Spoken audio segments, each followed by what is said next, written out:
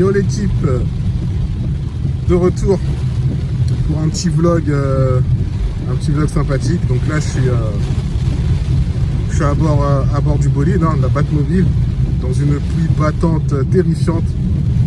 D'ailleurs dites-moi, est-ce que vous, quand il pleut comme ça, vous accélérez à fond avec votre BM? Parce que franchement, en mode propulsion, accélérer quand il pleut comme ça, pour moi c'est la mort, c'est mort. Pourquoi? Parce que la voiture elle chasse de derrière comme je sais pas quoi, et comme je me sens pas l'âme d'un pilote, je contrôle un petit peu la voiture, mais pour éviter comment dire, tout cas inattendu, en fait, comportement inattendu de la voiture. Franchement, moi quand il pleut comme ça, jamais j'accélère, je roule vraiment tout doucement, et avec leur truc de propulsion là, je fais vraiment attention. Enfin bref, le sujet d'aujourd'hui n'est pas comment rouler sous la pluie, mais le sujet d'aujourd'hui c'est que voilà, je vous dis comment j'ai acheté la voiture. Parce que voilà, il faut savoir que moi j'ai pas acheté la voiture en France, je suis parti dans l'Union Européenne, donc plus précisément je suis parti en Hollande. Donc comment acheter une voiture en Hollande, que ce soit BMW ou autre. Moi je suis pas passé par un particulier, donc les particuliers je pourrais pas vous en parler. À mon avis ça va pas être compliqué, hein, ça va être comme en France, hein, quand vous passez par un particulier. Mais bon, comme je suis pas passé par un particulier, je vais pas vous en parler. Moi je suis passé par un vendeur de voitures, hein, une concession, un garage automobile plus précisément. Et donc voilà, donc j'ai fait mes recherches sur internet, hein, comme tout le monde, sur les sites que tout le monde connaît. Et pourquoi j'ai acheté en Hollande? En fait, parce que tout simplement parce que voilà, en France les prix des voitures, c'est je trouve c'est du n'importe quoi comparé à l'Allemagne et en Hollande. Et généralement dans ces pays-là, on a des meilleures voitures qu'en France, entre guillemets, parce que voilà, les personnes sont plus consciencieuses, on va dire qu'ils ont plus cet amour de leur automobile. Ils font vraiment attention dès qu'il y a un petit pépin, ils font les réparations, etc. Ils n'attendent pas ou autre. Et après, il ne faut pas se voiler la face. Dans ces pays, les gens, ils ont beaucoup d'argent. Ça fait que les réparations, pour eux, c'est vraiment comme acheter une baguette, quoi, entre guillemets, quoi. Mais bon, ça, faut pas dire non plus qu'en France, on n'a pas de gens consciencieux sur les voitures, mais voilà. Après, par rapport au rapport qualité-prix, franchement, l'Allemagne ou autre, c'est nettement mieux, quoi. Donc voilà, donc moi je suis parti en Hollande parce que voilà, j'ai vu la voiture, elle se trouve en Hollande. Donc j'ai contacté le concessionnaire. Donc au début, donc moi je me suis dit, le néerlandais je connais pas, donc je vais parler en anglais. Donc j'ai conversé avec le concessionnaire en anglais. Il s'avère que le concessionnaire il parlait très très bien l'anglais. Donc c'était à base de messages, hein. J'avais pris son numéro de téléphone personnel. J'ai envoyé pas mal de messages en anglais et il me répondait du genre ouais voilà, je voulais avoir plus de précision sur la voiture, plus de photos, des vidéos avec le moteur qui tourne pour écouter s'il n'y avait pas des trucs suspects, etc. Et franchement le vendeur super cool, il m'a tout envoyé, il me répondait chaque fois à toutes mes questions. C'est ce qui m'a mis un petit peu en confiance par rapport à l'achat de la voiture. Et puis après il faut savoir que en France il y a pas mal de sites où on peut voir l'historique des voitures. Et ben ces sites ils existent exactement, ils existent aussi à l'étranger, hein. Donc après vous faites Google Traduction, ça vous traduit en français, etc. Et voilà, donc vous avez exactement le même suivi qu'en France. Donc je suis passé par là pour voir l'historique de la voiture. Voilà, j'ai vu que la voiture était passée par, je sais plus, trois mains, un truc comme ça, un truc, ouais, 3 mains. Et voilà, les réparations, le quotidien, l'historique, comment dire, du carnet d'entretien, etc.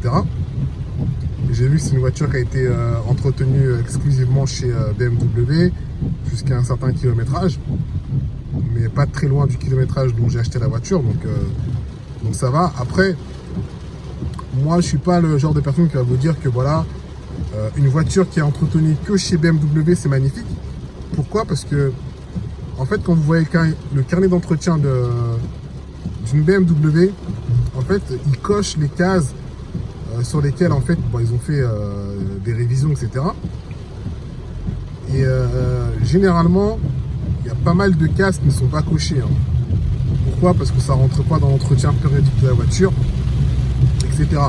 Par exemple, vous ne verrez pas sur le cahier d'entretien la vidange de la boîte de vitesse. Vous ne verrez pas dans le cahier d'entretien, par exemple, je sais pas moi, si la poulie dumper elle a été contrôlée, si la courroie d'accessoire a été contrôlée. Par contre, si ça a été changé, oui, vous allez le voir. Mais des contrôles comme ça, vous n'allez pas le voir. Donc, après, est-ce que ça garantit forcément qu'une voiture qui est suivie par BMW, c'est une voiture super saine? Moi, personnellement, je dirais non. Mais voilà, ça rassure à la vente, donc voilà, hein, ceux qui sont rassurés par ça, bah, c'est bien pour eux, mais moi je sais que c'est pas un critère qui fait que la voiture, pour moi, elle est correcte. Moi, ce que j'aime voir, en fait, c'est à travers les factures ou autres, c'est vraiment ce qui a été changé. C'est ça, pour moi, le plus important, c'est quelle pièce a été changée à un certain niveau de kilométrage, en fait. Par exemple, si les amortisseurs ont été changés, si les disques et les plaquettes ont été changés, si la courroie, la poulie dumper a été changée, si les vidanges d'huile, si les vidanges de boîte de vitesse, de pont ont été faits, etc. C'est vraiment, moi je m'attends vraiment à ce genre de facture en fait. Le suivi, carnet d'entretien, ok, mais c'est pas ce qui me met la puce à l'oreille. Donc bref. Donc je disais, donc je suis parti en Hollande, j'ai échangé donc avec le concessionnaire. Donc voilà, après je suis parti en Hollande, j'ai pris ce qu'on appelle les bus, là, les flexibus, un truc comme ça, où on passe la nuit dans le bus et puis on arrive à destination en Hollande, etc. Donc j'ai passé la nuit dans le bus. Franchement, les bus ça va, hein, vraiment confortable et tout. Il y avait les prises pour charger le téléphone, donc j'ai passé toute la nuit à regarder les séries Netflix, hein, etc. Donc voilà, ensuite arrivé en Hollande, ce qu'il faut savoir, c'est qu'en Hollande, ce qui est bien, c'est que tout le monde parle anglais. Tout le monde parle anglais, vraiment, puisque j'ai pris des Starbucks et tout, les serveuses, elles parlaient anglais. À un moment, j'ai dû me reposer dans un hôtel, mais c'était pas vraiment dans l'hôtel, c'était plutôt dans la salle, comment dire, ils avaient un espèce de living room et tout, une room où il y avait salle de billard, etc. Donc je me suis reposé là-bas en attendant le bus pour aller, comment dire, pour aller à la concession. Et franchement, les gens, même là-bas, ils parlaient très très bien anglais. Donc, si vous allez en Hollande, enfin après ça peut-être que ça dépend des endroits en Hollande, mais en tout cas, moi où je suis parti, ils parlaient absolument tous anglais. Même la chauffeuse de bus, je lui ai demandé des renseignements parce que voilà, je savais pas où se trouvait la concession, donc j'ai essayé de parler avec la langue des signes en montrant le nom de là où je voulais aller. Et puis après, voilà, la personne elle m'a fait comprendre qu'elle parlait très bien l'anglais. Donc après, on a conversé en anglais. Je lui ai dit d'où je venais, pourquoi je suis venu en Hollande pour acheter, pourquoi je voulais en fait acheter en Hollande particulièrement une voiture, etc. Parce qu'elle était étonnée de voir qu'un Français puisse se déplacer si loin juste pour une voiture, etc. C'était assez marrant. En tout cas, c'était vraiment une personne vraiment très bien, très sympathique, etc. Elle m'a pas fait payer le bus. Parce qu'il faut savoir que le bus en Hollande, on paye pas le bus en fait. Enfin, là où j'étais, hein, dans la ville où j'étais, le bus ne se paye pas avec la carte bleue. Pardon. Le bus ne se paye pas en liquide. Parce que j'avais que du liquide sur moi. Et j'avais pas de carte bleue. Donc elle m'a dit ouais voilà, ici on paye pas en liquide, on paye que en carte bleue. Mais bon, comme elle m'a vu que j'étais un Frenchie qui débarque et tout, qui connaît pas trop, nanana, un peu perdu, etc. Elle m'a fait prendre le bus gratuitement. Et franchement, génial la dame. Bon, pas parce qu'elle m'a fait prendre le bus gratuitement, mais parce que vraiment elle était vraiment, vraiment sympathique. Donc voilà, donc je suis parti. Donc voilà, après je suis arrivé à la concession grâce en bus, etc. Mais pareil, hein, le mec qui m'a vendu la voiture, super cool, en mode gentleman, entre guillemets. Hein. Il m'a proposé le café, etc. Puis voilà, après, en gros, il faut savoir que les professionnels d'automobile, ceux qui vendent les voitures, ils vont s'occuper eux-mêmes des papiers. tout ce qui est carte grise, les plaques d'export, etc. Par rapport à la plaque d'export, j'ai payé 105 euros et il me l'a fait sur place, etc. J'ai dû attendre une vingtaine de minutes avant que ça soit finalisé. Donc voilà. Donc en plus du prix d'achat de la voiture, j'ai payé 105 euros pour la plaque d'export. Hein. Donc voilà. Hein. Qu'est-ce que je peux dire d'autre? Ouais, le mec super cool. Donc j'arrive et tout. Et je voulais essayer la voiture. Il me fait bon, j'ai pas envie de venir avec toi pour essayer la voiture. Donc c'est en anglais, hein, évidemment, bon, je traduis. J'ai pas envie de venir avec toi pour essayer la voiture, voilà, parce que je dois gérer mon commerce. Il me fait voilà, je te fais confiance, je te passe les clés. Tu fais un tour de 10 minutes et tu reviens. Je fais oh bah d'accord, hein, oh, cool. Donc j'ai pris les clés de la voiture. J'ai fait mon petit tour, etc. J'ai tout testé. Le freinage, les accélérations, les bruits suspects ou autres. J'ai ouvert le moteur. J'ai fait mon tour dans la ville en Hollande, etc. C'était vraiment cool. Et après j'arrive, je fais ouais, voilà, la voiture elle est nickel. De toute façon, dans ma tête, c'était je fais le voyage en transport, mais je reviens avec la voiture. Donc, même s'il y aurait un petit pépin, j'aurais pas dit non, je prends pas la voiture, etc. J'aurais peut-être négocié sur le prix, mais voilà. En tout cas, j'aurais pris la voiture, j'étais vraiment décidé, et puis voilà. Mais après, le petit pépin qui m'est arrivé, c'est quoi? C'est que, en fait, donc voilà, je devais payer pour récupérer la voiture. Et en fait, moi, ce que je savais pas, c'est que, avec ma banque, en fait, les montants qui dépassent une certaine somme, l'argent en fait n'est pas directement versé. Enfin, les montants qui dépassent une certaine somme et dans les pays étrangers, pardon, l'argent en fait n'était pas versé directement sur le compte de la personne. Donc en fait, la personne elle reçoit l'argent dans le processus habituel, hein, 2-3 jours après, quoi. Et puis en plus c'était un vendredi ou un samedi, un truc comme ça. Donc le mec il allait recevoir l'argent peut-être le mardi. Et ça je savais pas. Donc au début je fais un virement de la plaque d'export là, des 105 euros, pour voir en fait s'il n'y avait pas de souci, si j'avais payé correctement avec un IBAN étranger. Ça passe. Et après je lui fais le montant suivant là, le gros montant. Et là ça passe pas. Je me dis mais qu'est-ce qui se passe et tout, c'est chelou. Le montant il passe pas, pourtant l'argent il est dans mon compte, etc. J'appelle mon banquier. En fait j'avais choisi le mode de paiement virement immédiat pour que la personne ait l'argent directement dans son compte. Donc j'appelle mon banquier et tout, je lui dis ouais qu'est-ce qui se passe, pourquoi ça marche pas, l'argent il est sur mon compte et je fais un virement immédiat, etc. Ça passe pas.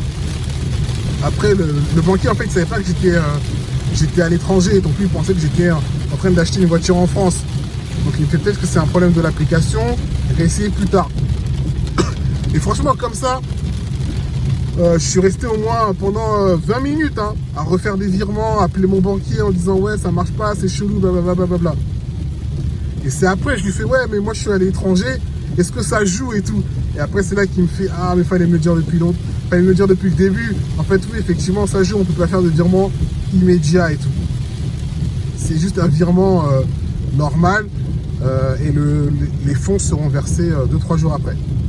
Donc bref, j'explique au mec de la concession, blablabla. Et le mec super cool, il me fait ok d'accord je comprends. Si vous pouvez simplement me faire des preuves de virement envoyés par la banque, blablabla. Donc c'est ce que je lui ai fait, j'ai tout acté, etc. Et après voilà, il a accepté et je suis reparti avec la voiture. Donc la voiture, comment dire, je suis reparti avec la voiture. Voiture avec les plaques d'export.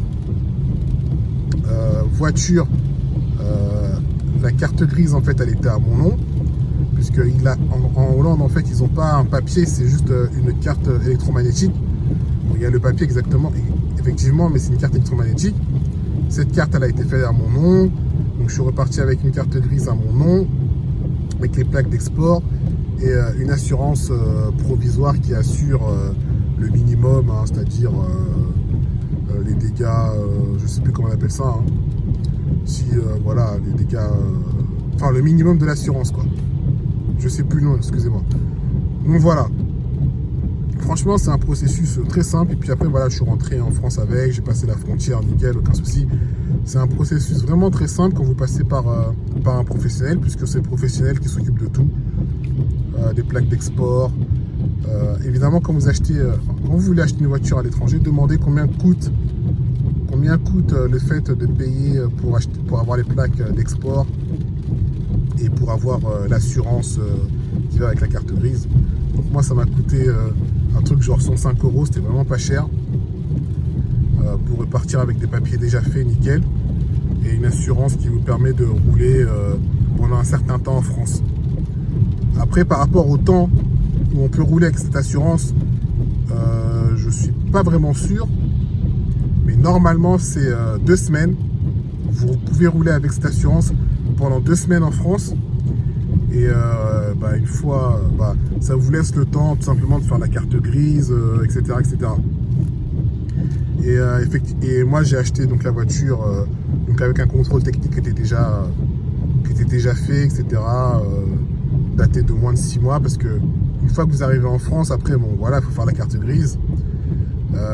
Dans la carte grise, donc vous allez sur la NTS, hein, et ils vont vous demander quoi? Déjà, c'est le quitus fiscal.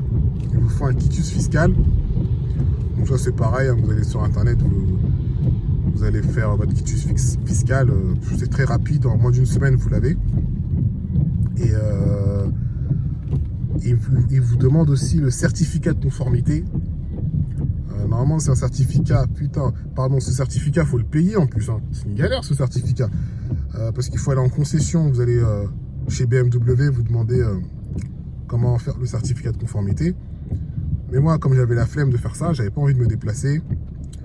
Merci Internet. Donc, je suis passé par un site qui s'occupe de ça, hein, qui s'occupe des certificats de conformité, etc. Donc j'ai payé un peu plus que la normale, j'ai dû payer, je sais plus, 150 ou 170 €, un truc comme ça, je sais plus, pour qu'ils s'occupent de faire le certificat de conformité, de me l'envoyer par courrier tout simplement. Donc voilà, j'ai payé 150 € pour ça, ils me l'ont envoyé nickel en quelques jours, hein, c'est vraiment rapide, hein. Et puis après, une fois que j'ai eu mon quitus fiscal, une fois que j'ai eu mon certificat de conformité, j'avais déjà tous les papiers pour faire la carte grise, c'est-à-dire la facture d'achat, le contrôle technique hollandais, je crois que c'est le RDW, un truc comme ça. J'avais tous les papiers en fait déjà par la concession.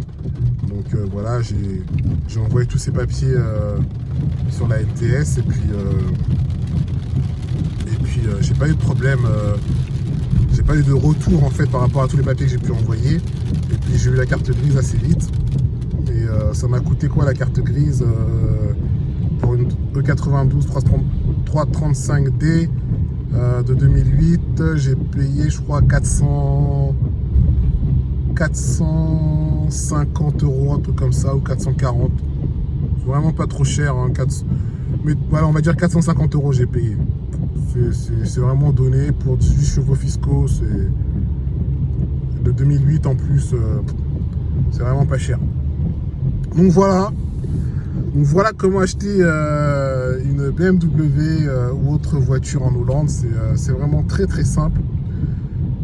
Donc après on va me demander par exemple voilà, combien au final j'ai payé en tout.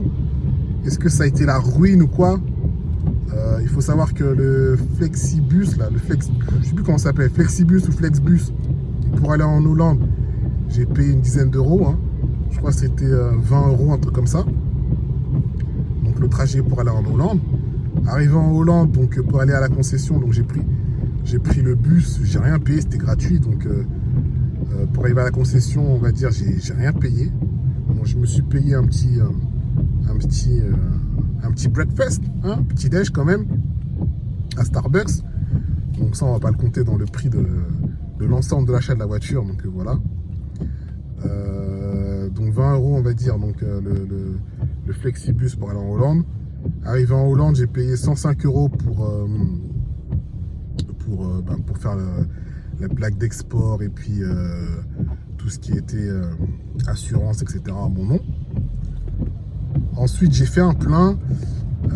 Il y avait quand même un peu d'essence sur la voiture, donc j'ai fait un plein, si je me souviens bien, c'était un plein de 70 ou 80 euros pour avoir l'essence full dans la voiture. Donc franchement, c'était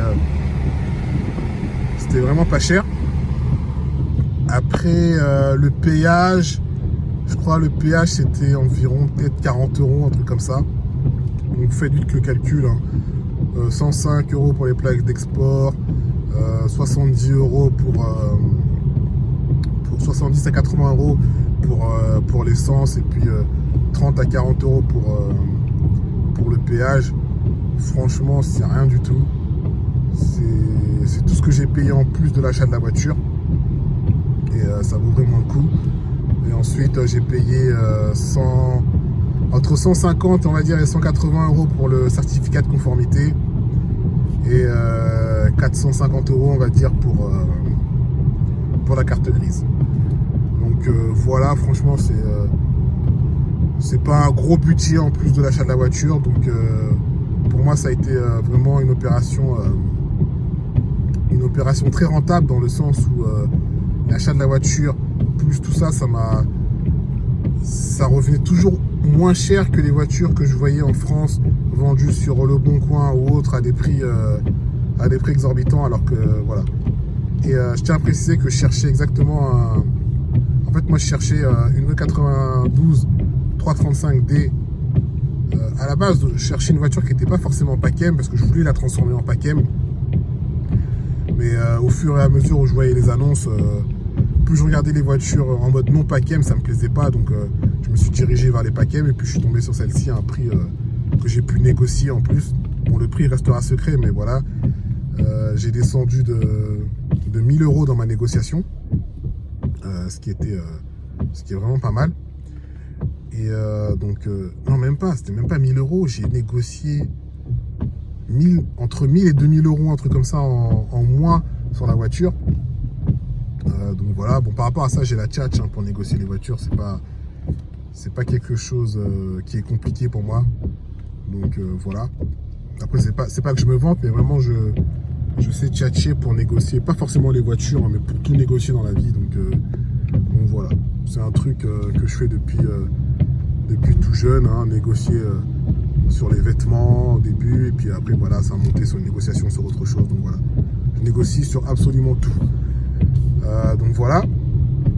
Et qu'est-ce que je disais là, ouais, voilà, moi il me fallait vraiment un PACM, c'est obligatoire, et avec des jantes que je trouve stylées, parce que je voulais pas m'acheter des jantes en plus, je voulais vraiment des bêtes de jantes.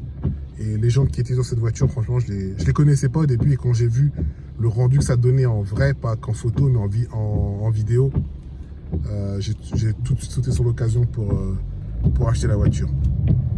Donc voilà comment acheter une voiture en Hollande. Après, ça vaut également pour les autres pays, hein, que ce soit l'Allemagne ou autre. À mon avis, c'est le même process. Quand vous passez par un garage, assurez-vous que le garage il puisse vous faire tout ce qui est plaque d'export pour revenir en France, et puis carte grise, enfin l'assurance, etc., etc. C'est beaucoup plus facile que passer par un particulier, et puis voilà. Et puis après, vous également essayez de faire en sorte que le concessionnaire, enfin le garage en question qui va vous vendre la voiture, vous fasse le certificat de conformité. Ça vous évite de le faire en France. Donc voilà.